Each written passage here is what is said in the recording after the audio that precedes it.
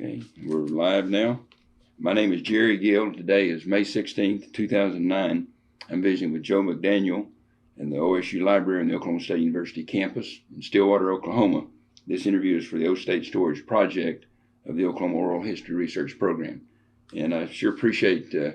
McDaniel you coming being with us today. And I know you're one of only a handful of wrestlers in the entire United States to ever won 3 NCAA national championships, and I think on top of that, you won 3 AAU national championships.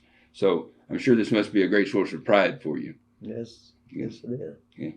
Well, Mr. Daniel, if we could, before we talk about your college career and your wrestling career, and then after OSU, could we talk a little bit about your early life? Can you share some information about your family?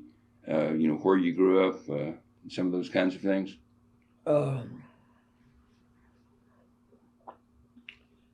Well, my dad was a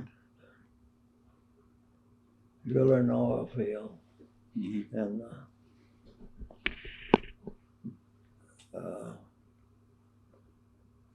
my mother died when I was just in the 2nd grade in school, and I had a younger sister and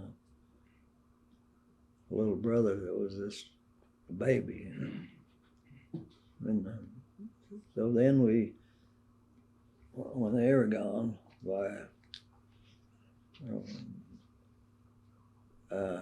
I came to live with my Aunt Mary and grandfather in Sulphur. I started school there in the 3rd grade and went all through high school and still. Were there, Joe, some lessons that you learned growing up there in Sulphur, some of the things that helped shape you and influence you later in your life? Well, they were very religious, and we was forced to go to church even though I didn't want to. They believed in everything right and wrong. So you had one younger brother, then that was Paul, I guess, that wrestled also at Oklahoma State. He was just a baby, and a sister in between. Okay. What about school? Did you have any part-time jobs growing up? Can you tell me a little bit about that, or a little bit about your student experience at Sulphur school system? No. Just worked at home in the garden. We didn't have any. What did you participate in sports in high school? Yeah, football, wrestling, and baseball. Now, if I understand, I think you finished 3rd at the state tournament in wrestling. But now, is there a story about your aunt and about wrestling that I've heard? Well, when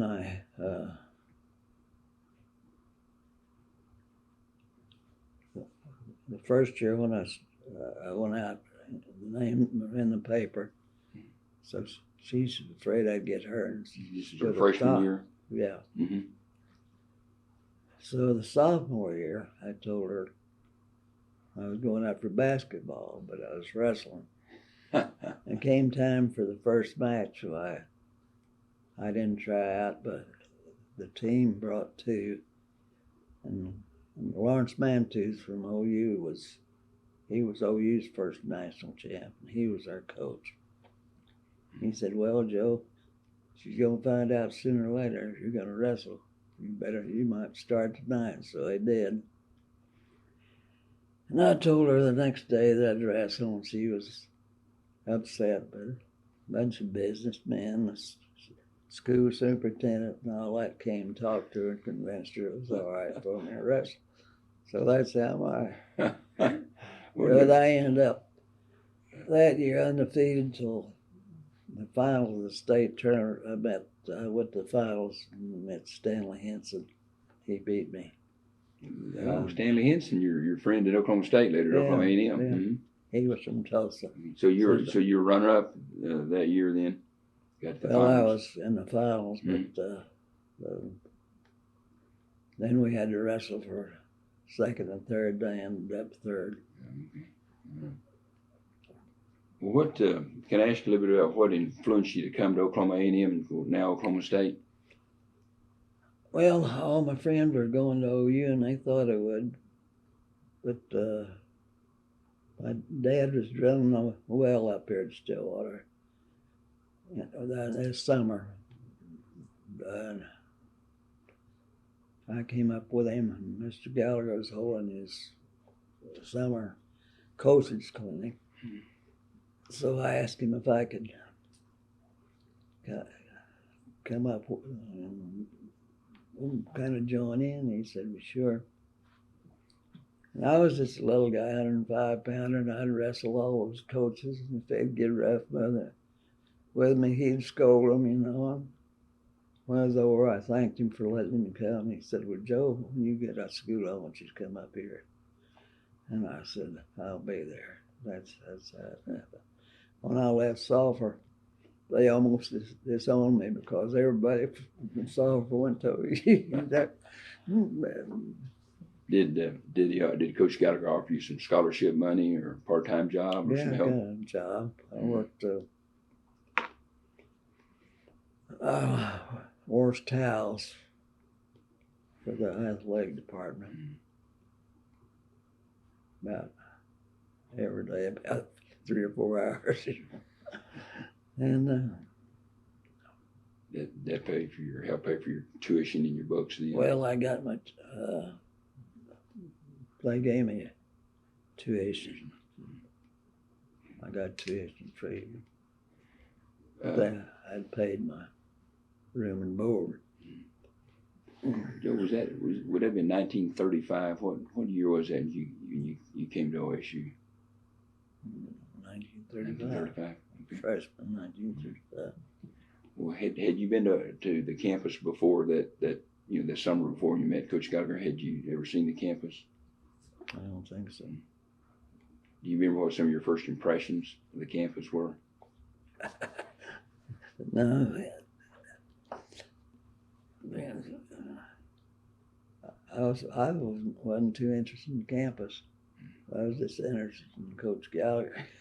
Wherever he was going to be, that's where I was going to be. Where did you live on campus? Well, the first year I lived with 3 Bennett boys from Sulphur, and I had an apartment. They had 1 bed and a cot, and the youngest Bennett boy and I slept on 1 army cot the whole year, my freshman year. In sophomore, they moved up near Swims up here somewhere and got 2 beds, so we had 2 beds. What an improvement. Then Stanley was a big Sigma Chi.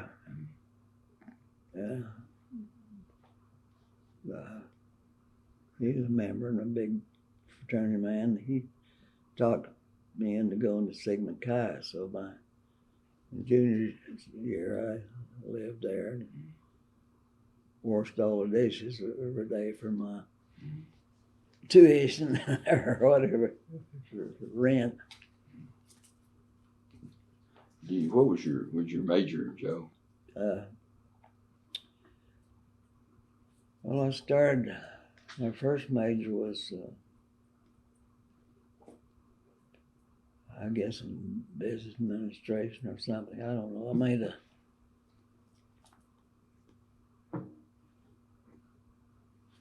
a grade point average about 98 or something like all A's, but Wow. I made straight A's except one. I made 1B in typing and something like that.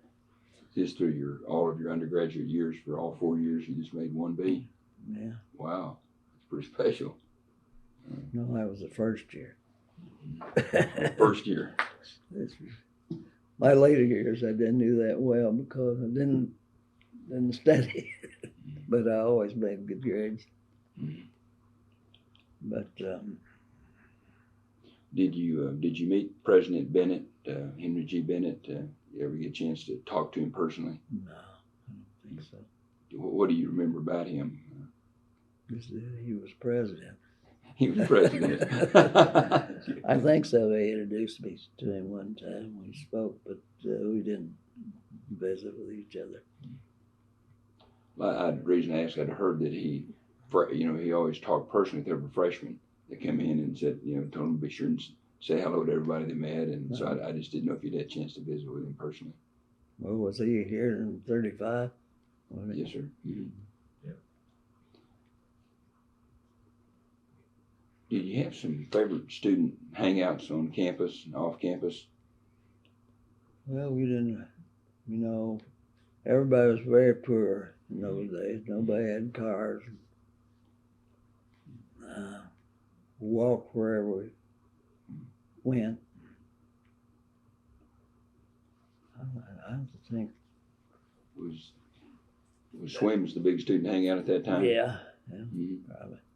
So what was Swims like?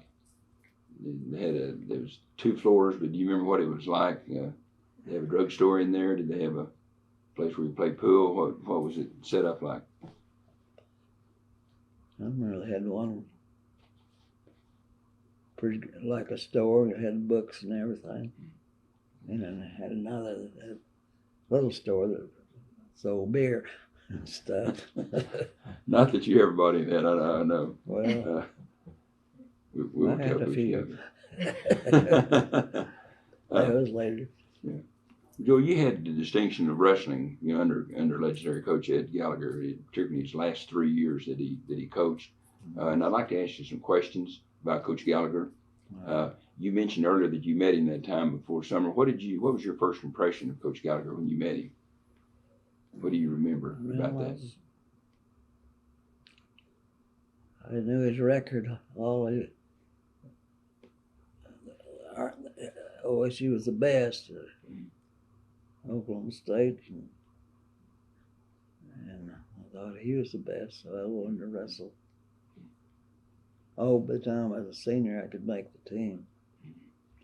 Freshmen weren't eligible, and he took Stanley and I, we were 2 freshmen, to the National AU, and I won that.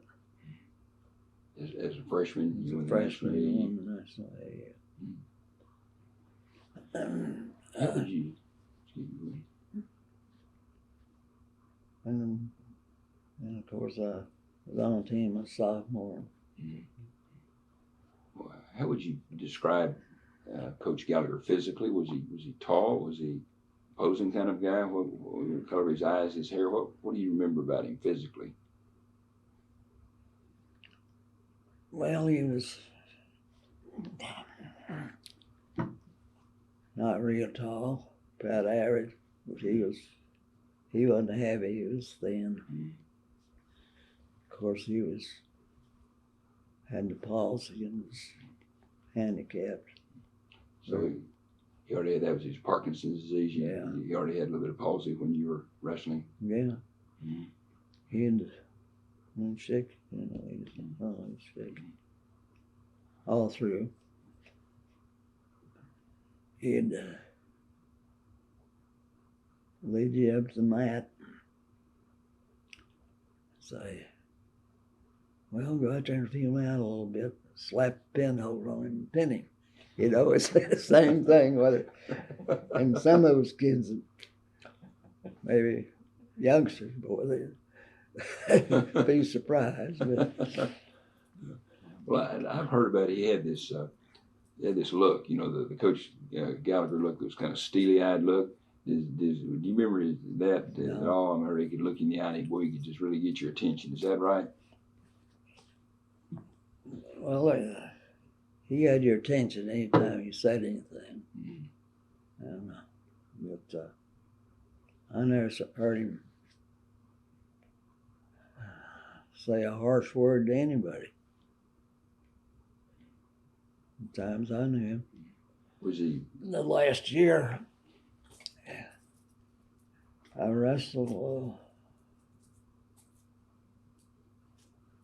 with him on the team 36, 37, 38, 36, 37, 38,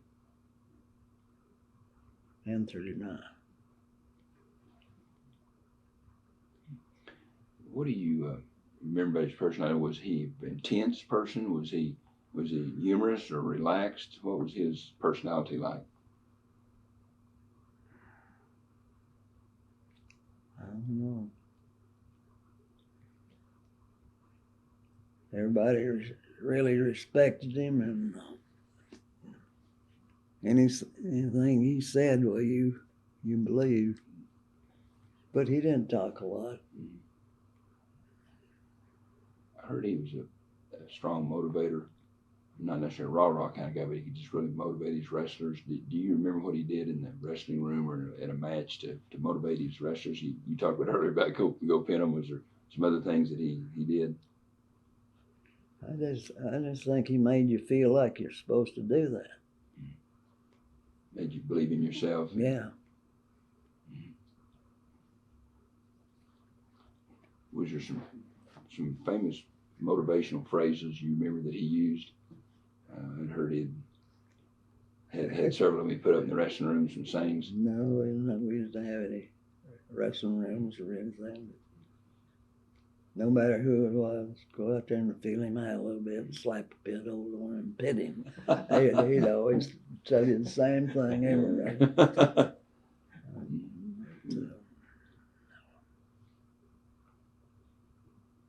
But last year, see, we went to Europe and Stanley and I and Johnny Harrell made AA championship sent them to Europe. We went to Stockholm, Sweden, and wrestled all over Sweden and wrestled in Antwerp, Belgium, and in Germany. Wrestled, I think, 12 matches throughout. Joe, you were talking about wrestling earlier. First of all, where did you work out? Where was it? Was it there in Gallagher Hall? Did you work out wrestling? Yeah. We'd work out. You know, they just had the one. We didn't have a wrestling room. We didn't have a separate wrestling room. And we'd, I guess we took it in time. Sometimes we'd get it for 2 hours and then Miss Tribe would take over for basketball and then do that a week or two and then they'd reverse. Okay. He'd have it first and we'd have the old gymnasium at that time when you first. Yeah. I want to come back and ask you a question about that in a minute, but I'd like to ask you, what do you remember about the workouts, how they were organized? I mean, did you do calisthenics, stretching exercises? Did you work on technique, wrestle against each other? Well, it was always, to start with, a demonstration of different holds. And work on those a little bit. And most of the time after that, we just wrestled. Didn't do running or conditioning or strength training or anything? We did running. It was on our own. Were you expected to run on your own, though? Did you ask the wrestlers to do that to get in shape? Well, most of them did to make weight. A lot of Jello and salads, too. You're talking about he would kind of show you some techniques. I've heard that he was a great technician. And do you remember some of the things he taught, some of the kind of moves or techniques that he worked with these wrestlers on?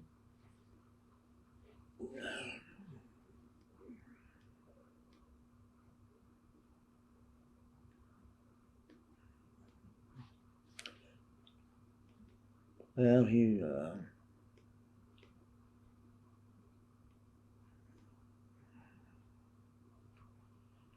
I don't know anything.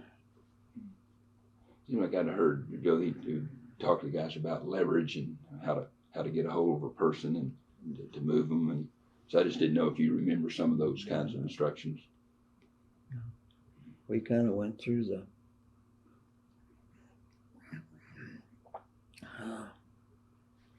takedowns and pinning holds, and what were some of his favorite holds that he taught? I mean, like fireman's carry or double leg takedown or sweep.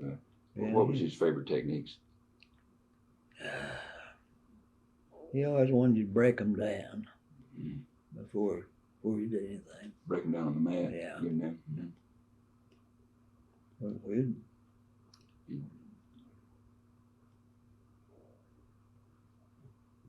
Did you drill a lot on takedowns then? Because, of course, to get under the mat, so you must work a lot on takedown moves. just on our own. Okay. Yeah. So you were talking about running to get, keep your weight. Did he talk to wrestlers about diet, about weight control, weight loss, use of sugars? I heard he talked about those kind of things. He believed a lot in sugars. So I remember this one first national tournament in my sophomore year. I had a real tough match. After the semifinals, we had a break. And I was just out. He came, fed me some brown sugar. It was about 4, 5, 6 blocks to the gym. I figured, boy, as tired as I was, he'd have the car and have somebody take us down there and he came, come on, Joe, we're going to walk. We walked down there. But that night it was all right. It was all right. That's the night I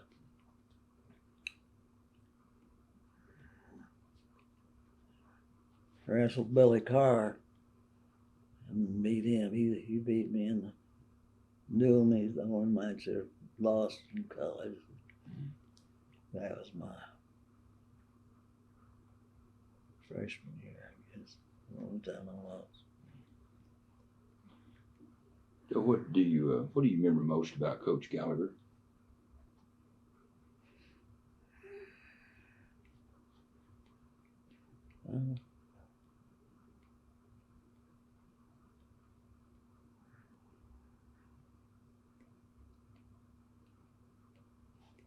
He was always with us.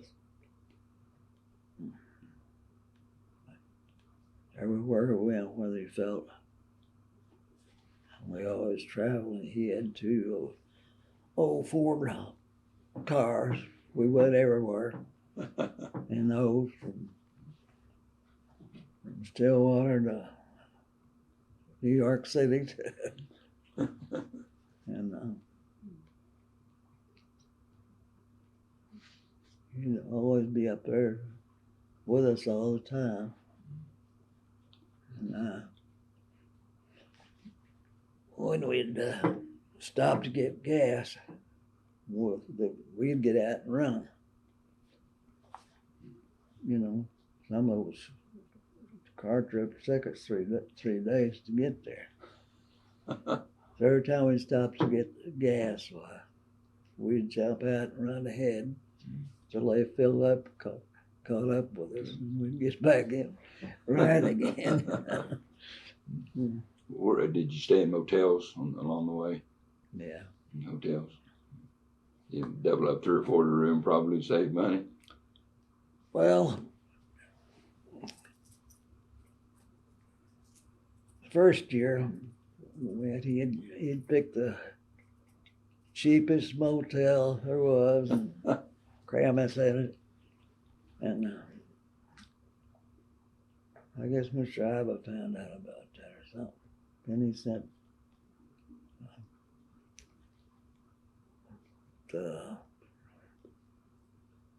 one of his assistants with us. I want them in the best hotels, So after that, we were after that, we were taking good care of. Do you remember Mr. Iba, Coach Iba, because was he athletic director at that time? Yeah, he was great. What do you remember about Mr. Iba? Well, I think he's one of the greatest men I've ever known. I used to go to his practices just to hear him. He could yell, you could hear him in the next county if he could. And I got kicked in the groin and had about a ruptured appendix or something. They said it was about to rupture, so I went to the infirmary. They said, boy, you got to be operated on. Sent me up to room. I took off, went back on the way back to the gym, and they called him. Here he come down the road, picked me up in the car. What the hell is it? Yeah, and I said, well, I got to work. You don't have to work. You get back out the hospital, you know. And, I can remember I'd go to his classes, and then blacks are very few weren't allowed in most of the colleges. And I'll always remember this statement is, someday you're going to see the blacks dominate. And boy, every time I see something on a team on football or basketball, they're 99% black now. It seems to me like, but he predicted that. Joe, about one quick last question, Coach Gallagher. Do you have a favorite memory, special memory of Coach Gallagher?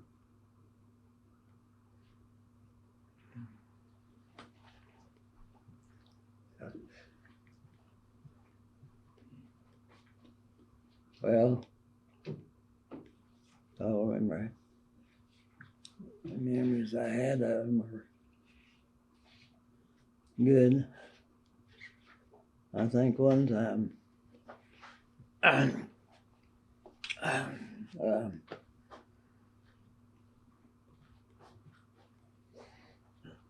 they decided because I made such good grades, they were going to take my job of washing those socks and jocks and put me out on the farm. I said, I don't want to quit that. I'm going home. So I just packed up when I got on the highway. Pretty soon here he come in his car. That was them days when he drove. He picked me up and brought me back. Huh. So what was it again? Why were you so upset now? Because took away that good job I had washing socks and jocks. Going to put me out on the farm.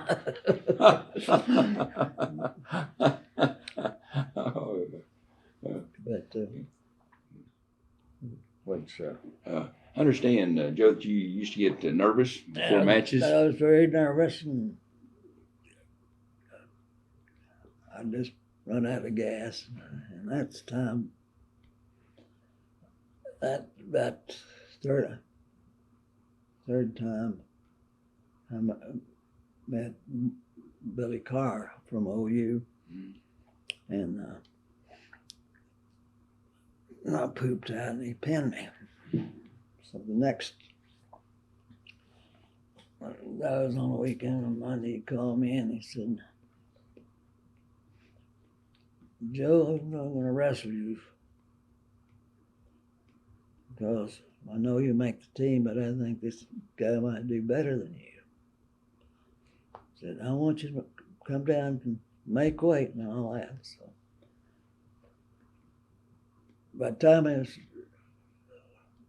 time to go make weight and wrestle, I hadn't worried about anything but wanting to wrestle so bad. I said, I want you to suit up. We'll confuse the other team. They won't know who's going to wrestle. So he'd already told me I wasn't going to wrestle earlier. So we both suited up and went up to the ring.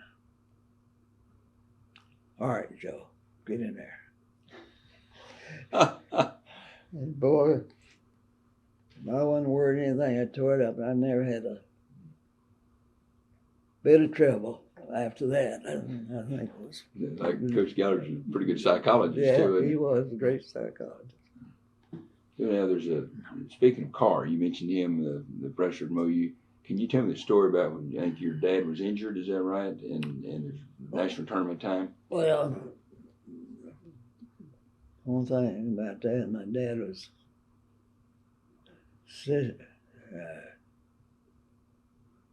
seriously injured up in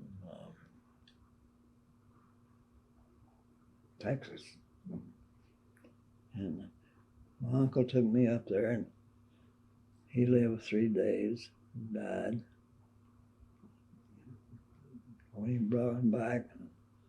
After the funeral, I'd been gone I hadn't been there in 9 days, and they were getting ready to go to the Nationals. That was my stand. So when I got back, he said, "Oh, Joe, this other guy's going to wrestle." I said, "Well, let me try it with him, Coach."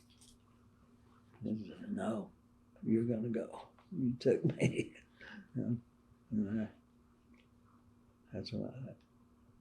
That seemed to help to get over my nervousness. You know, I remember you put a little added pressure on yourself because your dad had asked you at the time if you had beat Carr. No, I did. My dad asked me, "Did you beat?" See, I was supposed to wrestle that next weekend in the duel. And I said, "Yes, Dad, I beat him." But I hadn't wrestled him yet. But I made him in the finals of the National that same year and beat him. I took him down 7 times and let him have to take it down. I beat the hell out of him. You kept your promise to your dad. Yeah. You beat him. Yeah. That's a great story. Great story. There was the wrestling duel with Indiana. Do you remember on February 3, 1939? Yeah. It was the first match he wrestled in the new Gallagher Hall. Yeah. Was that, what do you remember about that? Was that a pretty special day? Well, I'll tell you. It was it is now very special. But there it was terrible. We were sitting out there on the mat. No seats around. Everything was up in the balcony, like you'd be sitting up in the balcony. And we'd be sitting down there. Couldn't see your fans. Was Gallagher Hall not completed on the ground level at that time? Is that why they didn't have any fans? There wasn't any seats, or it wasn't completed in the ground level. Okay. Well, now at those times, did you still use the ropes around? It was roped off around the wrestling mat.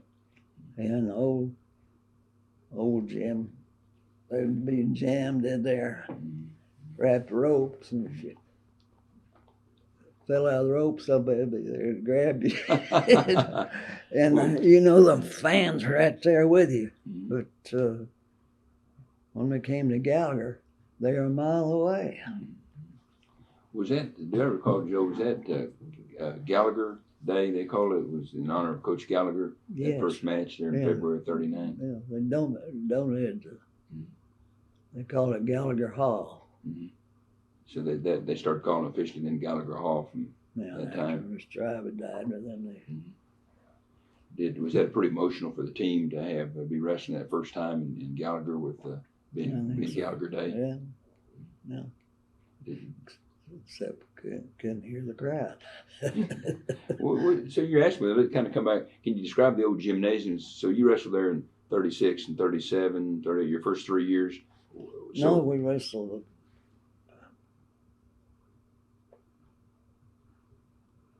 Let's see. 35, I was freshman eligible. I wrestled in 36, I guess. I think we went to go to Gallagher in 37, or was it 38?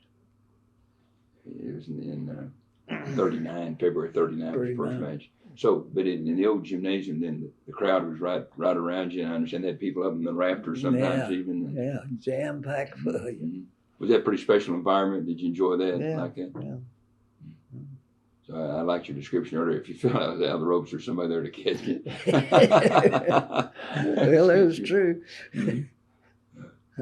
So how did you guys feel about moving at the time, before your first match, when you knew you were moving out of the gymnasium into Gallagher, the new Gallagher Hall? How did you and the team feel about that? Well, we were pretty excited about that because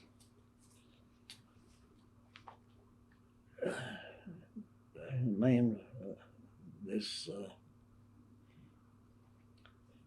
we had a wrestling room with the whole 2 mats. You could stay there all the time. We didn't have to move it every day, and that was good. Then we were pretty proud of Gallagher Hall, even though it wasn't as much fun with the fans, but it was kind of. So you talked earlier about Coach Gallagher's Parkinson's disease and his palsy that he had earlier. Yeah. And after that match, he died within about a year and a half later. After that last year, did you go back to the funeral that they had in Gallagher Hall there for Coach Gallagher? No, I don't think I was. I don't know where I was. I don't know why I wasn't there, but I missed that. Joe, could we talk about some of the guys you wrestled with, and maybe you could tell us a little bit about some of if you got some favorite stories for them, or nicknames, or what you remember about them? I have some names here, and you probably have others, but you mentioned Stanley Henson earlier. What do you remember about Stanley Henson? Well, Stanley and I were best friends. We still are. I guess we're the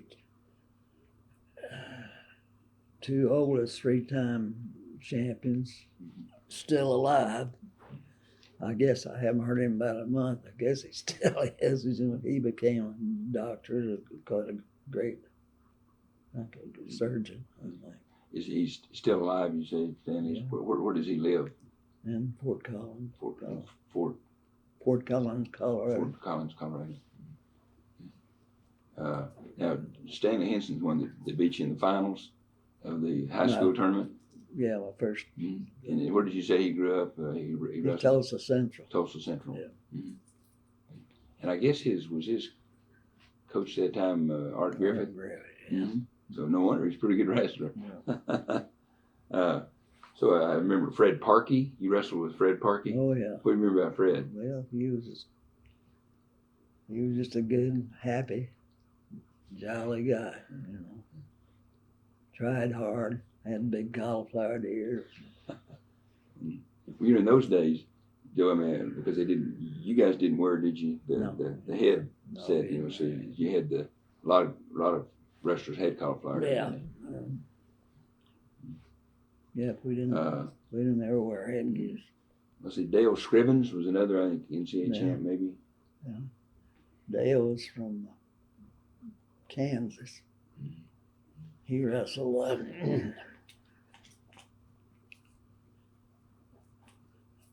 was on a team, I think. Stanley wrestled 45 and Dale wrestled 55 on a team. When we went to Europe to wrestle one of those matches, Stanley he'd had his shoulder dislocated before it got dislocated and he couldn't wrestle. We talked to coach and sent it over and getting Dale Scrivens to come over and wrestle in his place. So Dale did get over and he got to wrestle in Germany a couple of matches.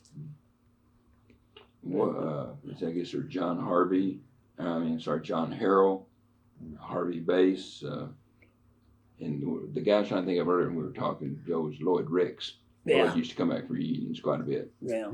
What do you remember about Lloyd? Good heavyweight. Good wrestler. Were there any characters on the team, that really livened things up for you? I don't know.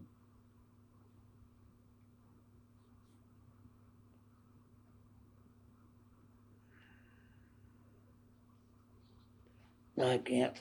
That's okay. I just thought you might be some. Yeah. Usually on every team, there's one or two characters that keeps things pretty lively for everybody. Well, let me ask you about a guy you know a little bit about. The name Paul McDaniel. Yeah. Of course, he come after you. I know he was younger, but Paul wrestled at Oklahoma State, didn't Yeah. he? And I think he finished 3rd or 4th at the Nationals one year. Yeah, I think he won the national A as a freshman, and I don't think he was quite as dedicated as he was kind of a playboy, good wrestler. But, I remember one time went up to see him. He was coming into the finals, and one of our teammates, he was laying up there on the bed smoking cigarettes. So I said, "Oh, you're not going to win that." But well, so Joe, you alluded earlier to the it was referred to as the Goodwill Tour.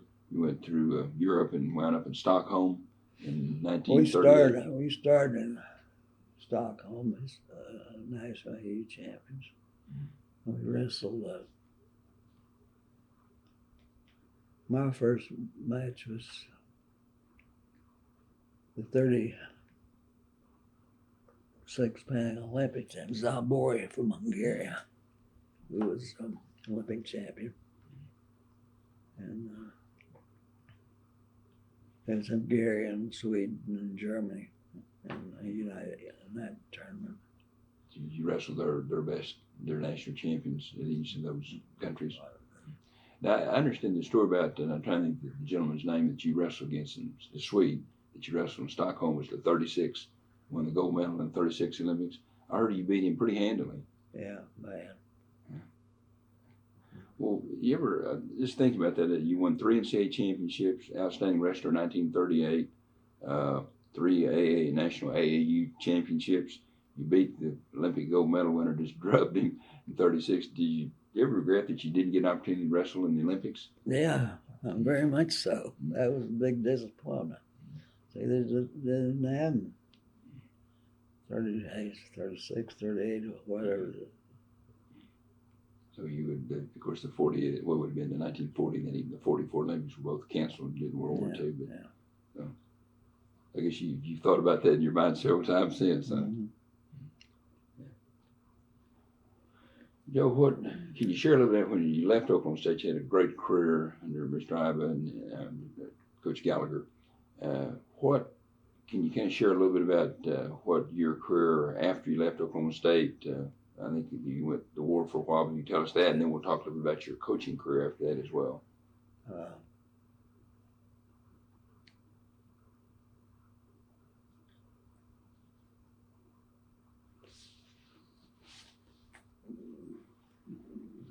Yeah, I coached 1 year at Paul's Valley.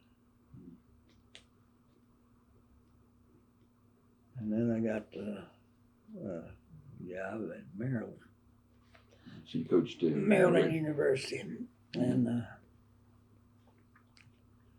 by the time I got there, then World War came on. I was at Maryland. And lost most of the wrestlers. I went in service myself. And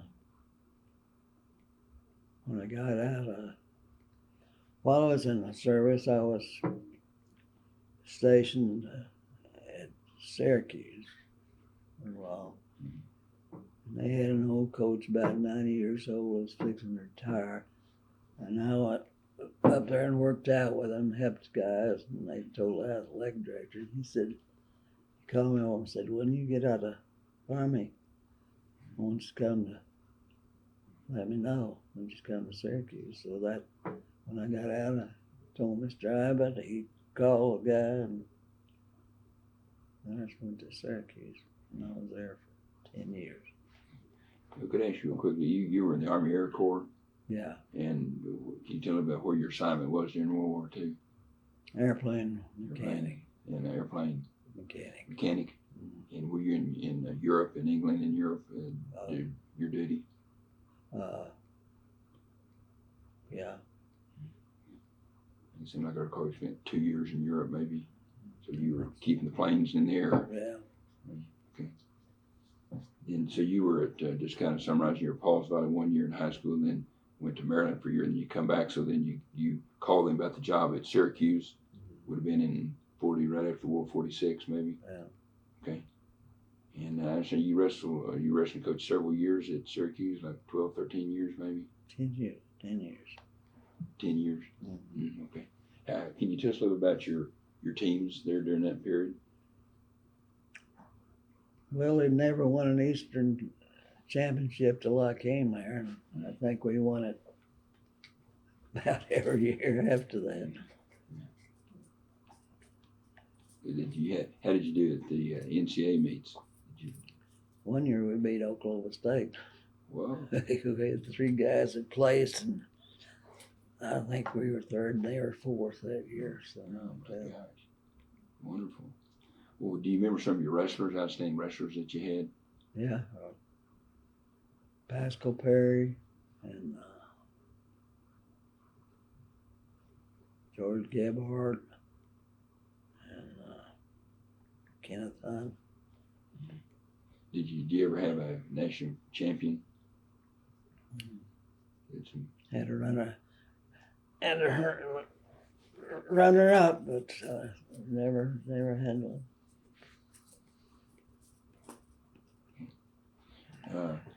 So then after where did you go from Syracuse? So you had 10 years there as coach. Did you then coach somewhere else after that, or what? Well, I quit coaching. My brother Paul was doing real well in oil business. I quit coaching. Worked in the same company Paul was in? Well, you got him at a job. Okay.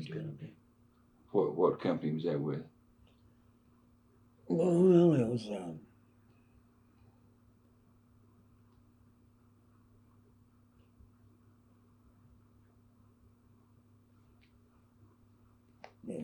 it was a company that sells all kinds of athletic equipment. Okay. I forget what company it was. So did you ever get back into wrestling? I understood you maybe coached at Sulphur maybe after that, later in your life? Well, after that I went and coached to Wyoming. In Wyoming, okay. And I was there about 8 years. Okay. And then I went back to Sulphur. How did you have any success with the program at Wyoming? We were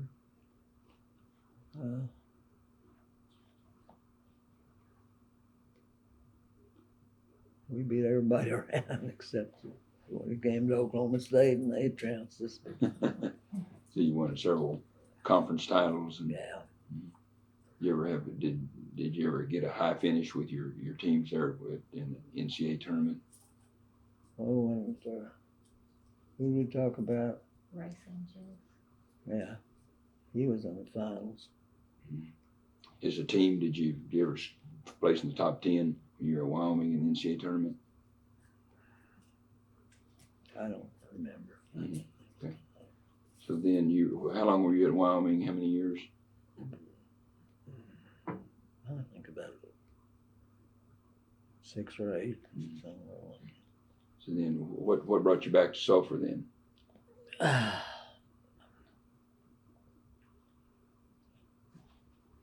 Well, the coaches in Wyoming, they had a guy they wanted to be coach when I got the job, and they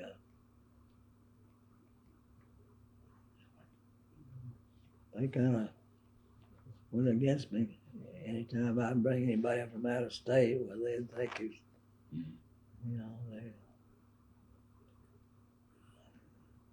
they kept after me, so I finally just gave it up. So you went back to your hometown, Sulphur, and coached high school, taught and coached high school wrestling?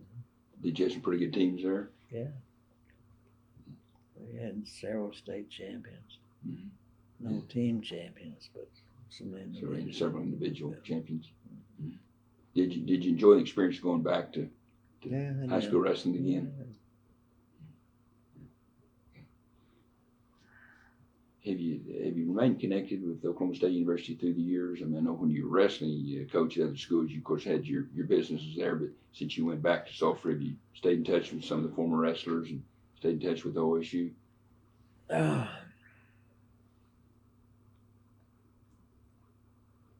Well, I usually go to the old wrestlers reunions every year and see a lot of the friends, but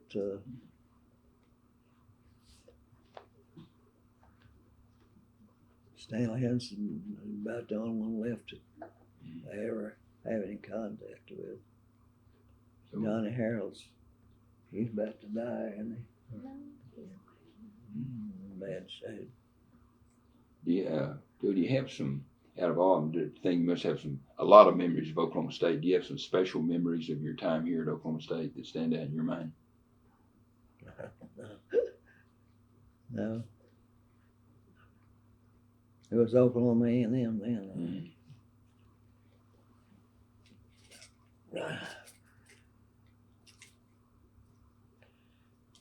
Just the wrestling and Coach Gallagher and Coach Iber.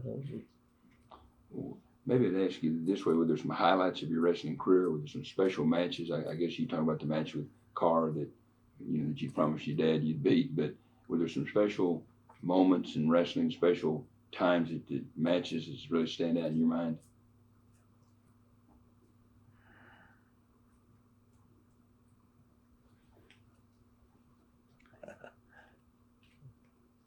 I don't think they're all special.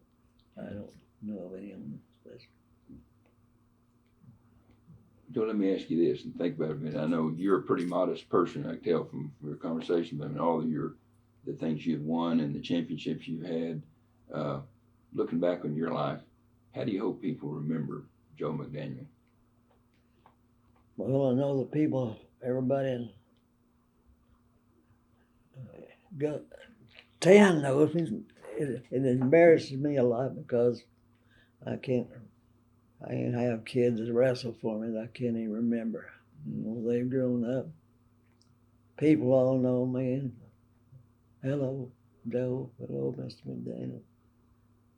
And I don't even remember them. What do you, let me ask you one other way. To be a 3-time NCAA champion, 3-time AAU champion, or AAU champion, what traits, what things did you have that caused you to be a champion? Well, I think I was born with, I had excellent balance, good speed, good strength, and a great desire to win. I didn't believe in losing. Didn't believe But in I it. think those natural balances are very important. My balance was very good. Good speed, good strength. Those things that you need. And I had those. As a coach, what was your philosophy in your coaching? Is there some things that you tried to communicate to your wrestlers that was important? Well, we drilled a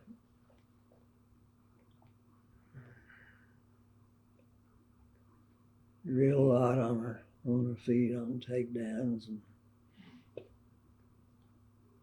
just every other thing.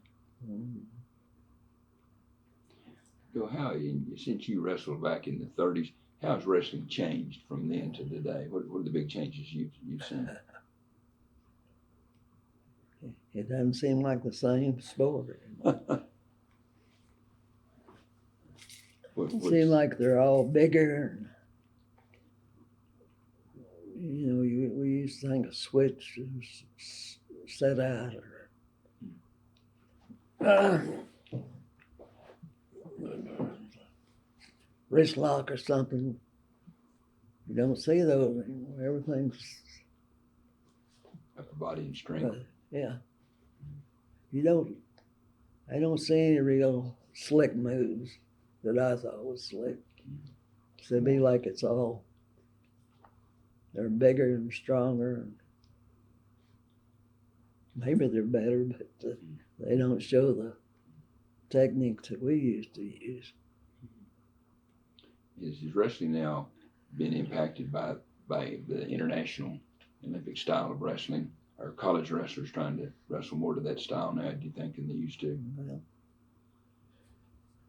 it may be.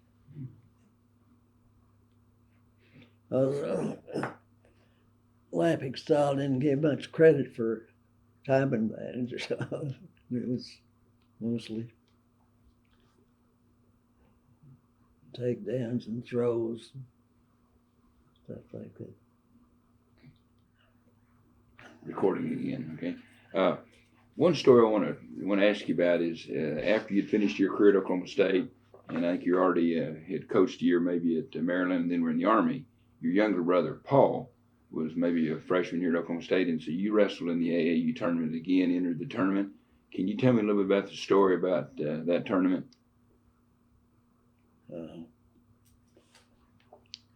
Well, that's one where he was going to wrestle. I was going to wrestle 115. He was going to wrestle 100 the next weight up.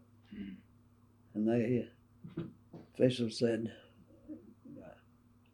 "You've been coaching, you can't wrestle. You're not eligible." Coaching, I said, "Well, I didn't get paid for coaching, I got paid for teaching." But I didn't think they were going to let me wrestle, so I went out and partied a little bit. Got overweight. So the next day, he said, "Here, weigh in." Paul weighed in. Said, "Aren't you going to weigh in?" So I weighed in at 135. When I started to weigh 115 because I didn't want to wrestle in Paul's weight. And I went to the finals in that one and ran out of gas. I think I placed second at that. That was in AU. It'd been like 1942, something around there. Yes. So you were wrestling 2 weights up above your regular wrestling weight, and still got to the finals. Yeah. That's great. Well, I wanted to come back and ask you, if I could, about Coach Gallagher again. 2 or 3 questions that we missed earlier. One of those I want to ask you a little bit about is, do you remember when we were in the old gymnasium where his office was, or did he have an office in the old gymnasium?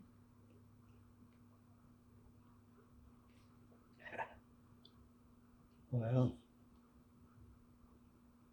surely did, but I don't remember. Didn't ever go see him, before or after wrestling or anything like that? A little bit also on Coach Gallagher. I understand that you maybe did he invite some team members occasionally to his home? Maybe did you ever meet with him in his home, have some meals? A time or two. Buying meals. His wife, Kenny Gallagher, a good friend. Was Kenny wrestling when you were there at the time? He was studying medicine. Didn't he become a doctor? Did Coach Gallagher, was he close to his wrestlers? I mean, like, did he invite them to his home occasionally, or did he ever spend any time with them outside of the wrestling mat? Not very much. I mean, a time or two I did eat there, but I don't know. I don't remember why. We were talking earlier about his palsy and his Parkinson's disease that he developed, later in his life. What do you remember? Did he, when you're on the road trips and so on, he had to have some assistance sometimes, didn't he? Even maybe eating and with his diet. Yeah, he was bad. No less. Did any of the wrestlers help him? Any of the? Well, he always had somebody from the athletic department with him. And he had, in public in his later years, he'd have to kind of keep his hand in his pocket or sit on his hands because of so much of the shake. Is that right? He can do that. When I was. How did the wrestlers feel about that?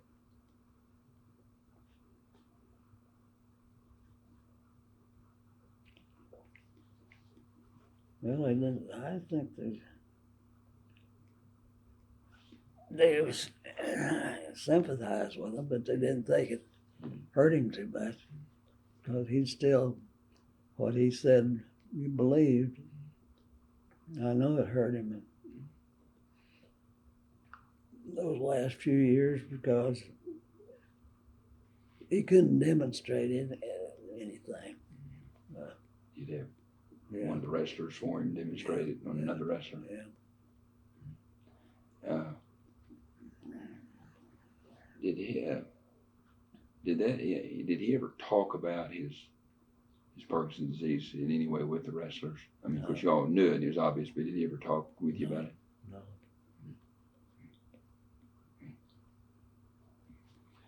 wanted to ask you again, when you're wrestling, is your wrestling coach, how you coached, and particularly then when you went back to Sulphur High School. I understand, some coaches are pretty vocal during matches and they're up and hollering at their wrestlers and hollering at the officials. But I understand you're pretty more laid back. Well, what was your philosophy on wrestling day? My philosophy was that if they didn't know it by the time they got there, it was too late.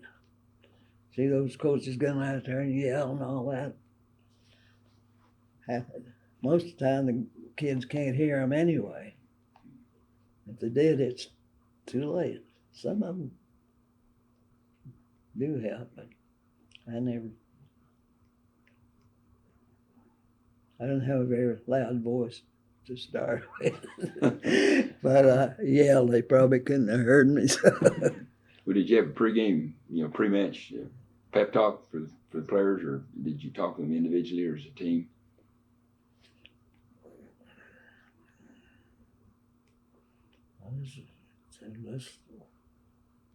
We don't let losers. Let's go out there and beat them. And if they tried hard and fought hard, that was a good job too. Everybody can't be a winner.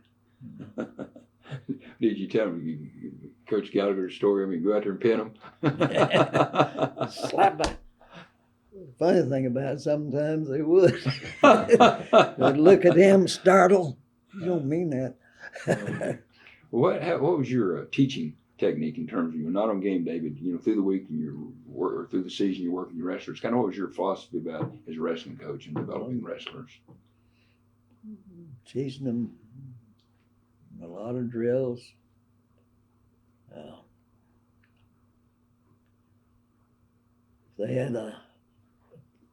I found that most everybody wanted could do something better than anybody else. I've seen wrestlers that couldn't do anything but one thing, but they could do it better than anything else. But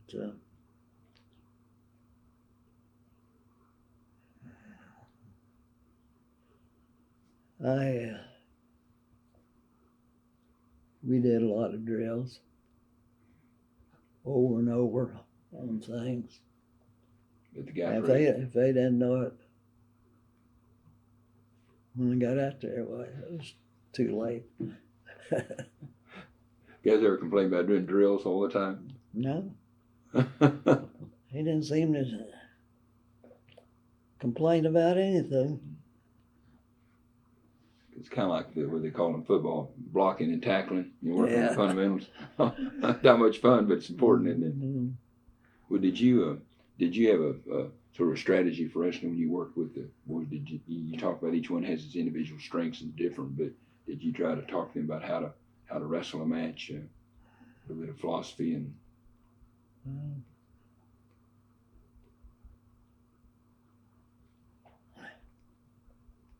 I don't know, I kind of realized each guy's strong point in some way, and something I thought they couldn't do, I didn't want them to do it. Just go with their strengths. Yeah. There's a philosophy about that in life and in business, but you win with your strengths, and so you believe in winning with your strengths. Did you try to teach new techniques to wrestlers particularly as they were younger ones and maturing through the program? Did you have some favorite maneuvers and fireman's carry, double leg takedown? Did you have some favorite techniques you taught? Switches. I first coached Lawrence Mantooth. He invented a switch. He taught us a switch. Those guys used to say, "You better watch them stalkers, boys. They'll break your arm with that switch." But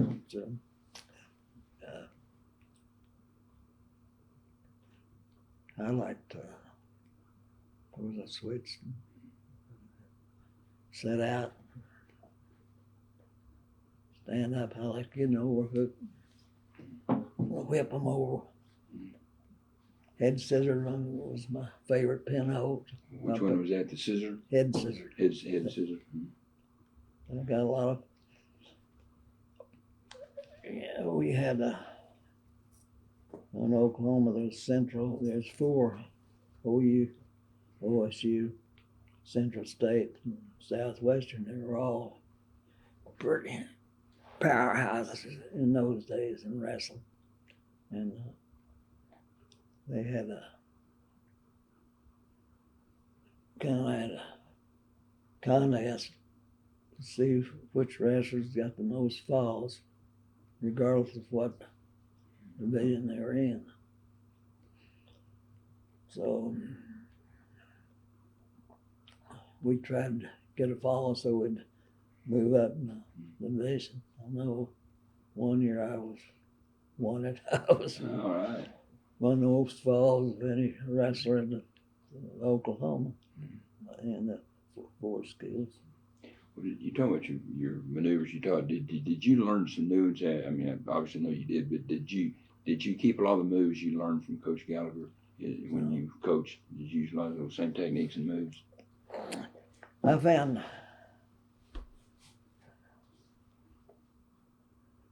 any practice or any match that you don't learn something, it's wasted. I told them you got to learn something every time you wrestle, every time you go to practice. And I really believe that. I learned stuff from kids that could do that one thing, and they could do it better than anybody else. I try to learn how they did it, But a lot of those moves that you taught, you learned from Coach Gallagher. Yeah. You used them all through your wrestling career. What were some of the moves you remember most that you learned from Coach Gallagher? I don't.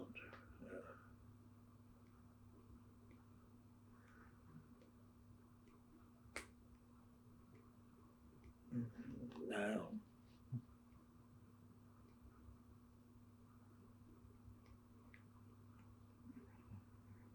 You talked earlier about the switch. You talked about the double leg takedown. Lawrence Mantooth was the guy that taught us a switch. He invented the switch. He could do it better than anybody. But I can't remember anything special. He always wanted to break. He always wanted you to break them down before you try to pin them or anything like that. You were kind of changing a different question of it. You wrestled in the lower weights. I think your nickname was Little Joe. Is that right? Did you mind being called Little Joe? No, they always call me that, I guess. Just because you were little, huh? Yeah, because I was little. Was there a big Joe on the team, or were you just Little Joe? Little Joe. One last question, going back to your career. What is a wrestling coach? Were there some highlights that you remember in your coaching career that stand out in your mind? Well,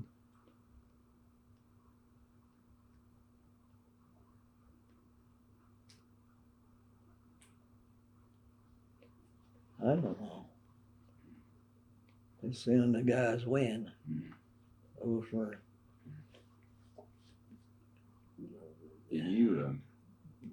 And you must have. Like I had one kid that name was Joe Satani.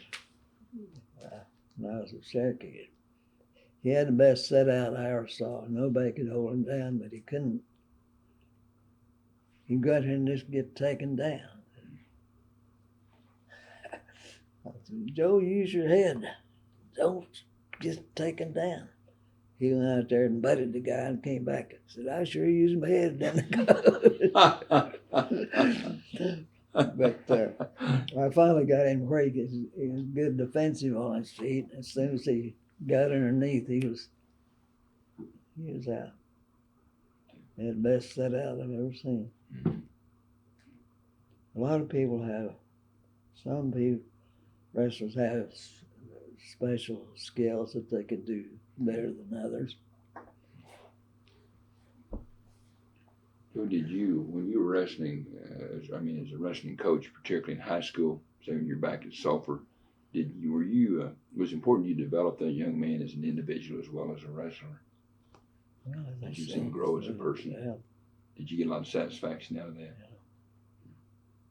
You remember a couple of kids maybe that you felt like really, maybe weren't your best wrestlers ever, but really grew and really made a difference in their lives? Yeah. I'm not sure about that. But I kind of expected them to be. Some kids you coached that went on and made something out of their lives. If there's some kids you remember that were pretty successful in their lives that you coached? I think so.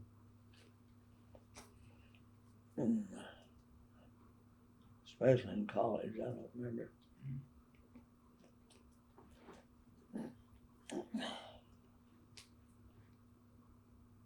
I'm a very successful Pascal period up in New York, and Dennis Alf.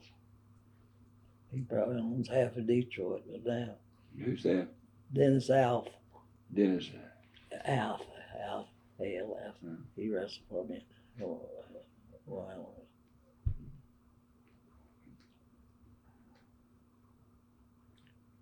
Stanley Hudson became a real great surgeon, I think. He just retired.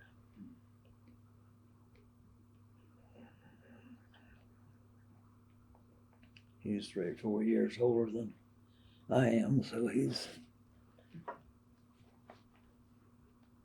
in his 92s. So the question I asked earlier, Stanley Henson, do you still communicate with Stanley? Occasionally. And you mentioned there may be another wrestler or two that you still living that you communicate with? No, not too much. One Pascal Perry Pascal Perry. at Syracuse. Mm-hmm.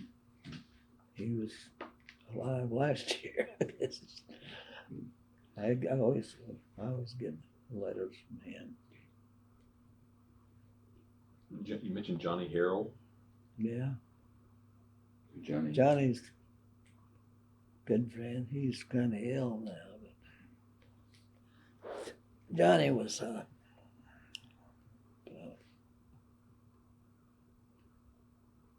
2 or 3 years younger, 3 or 4 years younger than I am. He was in 39. Was he an NCAA champ?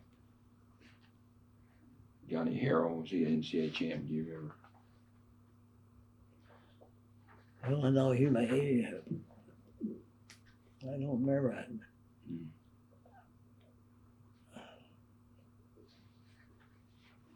don't know. If you remember, that's fine. I just was thinking he was maybe one of the champs. No, he was National AU champ. Went over to, when we went to Sweden, he wrestled this Alex Collier. He was a 36th Olympic champion. Johnny beat him. We'd go the next town, Collier would be there, and Johnny beat him. Beat him about 4 or 5 times. Finally, about the 6th time, Collier beat him. Johnny said, well, hell, if I hadn't let him beat him, he'd have kept me over here all my life. That's a great story. Well, maybe one last question that I want to ask again about Coach Gallagher. What is did he recruit wrestlers, or just because of his reputation did they come to Oklahoma A&M at They that came time? to Oklahoma. He really didn't go out and No, recruit. I think I was the nearest thing of ever being recruited. He said, "I want you to come wrestle for me," but he never went out. So We had guys, from all over the country. Several from Maryland.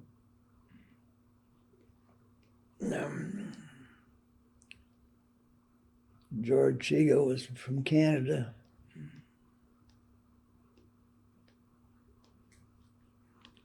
but he didn't recruit his guys. He didn't go to state tournaments or go out of state or travel to write letters. He just, if you showed up and tried out, make the team. Yeah, he was such a winner. Before I was even in high school, they were winning national championships and all that. I think it kind of got to be expected of him. He was supposed to do that. I understand he had a tryout day. Each fall there'd just be an announcement to come try out. All those who wanted to try to make the team. I don't know. Is that right? I mean, did they just, would you start that first practice in the fall? Guys would just come and try it. I understand there's some guys who try out that kind of kept on the team. They'd wrestle a little bit, really never made the wrestling team. Some just didn't make it at all. But did he actually kind of what we call walk-ons now, I guess the word, but the guys that just would come and try out each year? I think so. Yeah. Do you remember any of those walk-on or try-out guys that actually made the team and were good wrestlers?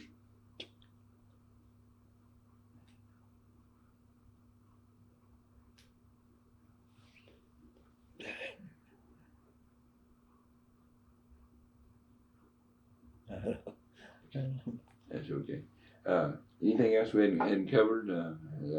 Joe, thank you very much for coming to visit with us. You're special at Oklahoma State University and all the things that you've done at OSU and in your lifetime in wrestling since. And we just want you to know that you got a special place in our hearts here at Oklahoma State. And appreciate Thank you. coming and sharing your story. Thanks for inviting me.